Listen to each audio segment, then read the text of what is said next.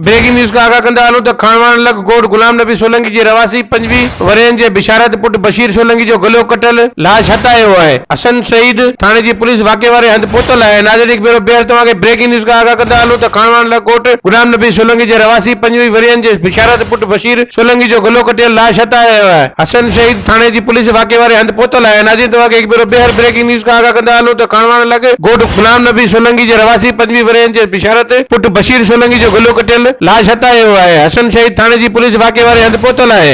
असांजो रिपोर्टर जावेद मल्ला इनवट लाइन ते मुंहिंजी जावेद कहिड़ा तफ़सीलात आहिनि हिन हवाले सां जेकी लाश हटाई आहे?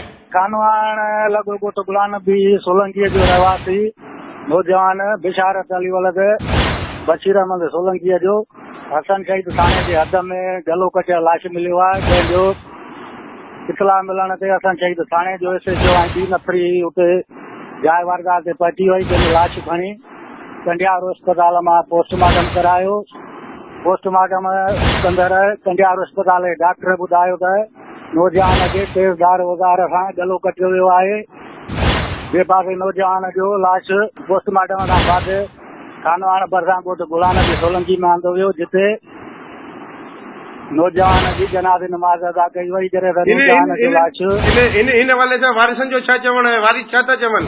पर वारिस नौजवान जे चाचे रमज़ान सोलंकी जो चवणु आहे त असांजे पंहिंजे ई ॻोठ जे रहवासियुनि सिराज अहमद सोलंकी आहे घुर असांजे नौजवान खे 11 इल्ज़ाम में क़तल कयो आहे। जॾहिं त ॿिए पासे इहे इतला ॾिना आहिनि त साॻिए नौजवान सां 11 इल्ज़ाम हेठि हिंगोर जा भरिसां ॻोठ दोदल सोलंकीअ में हिकिड़ी औरत खे पिणु क़तल कयो वियो आहे।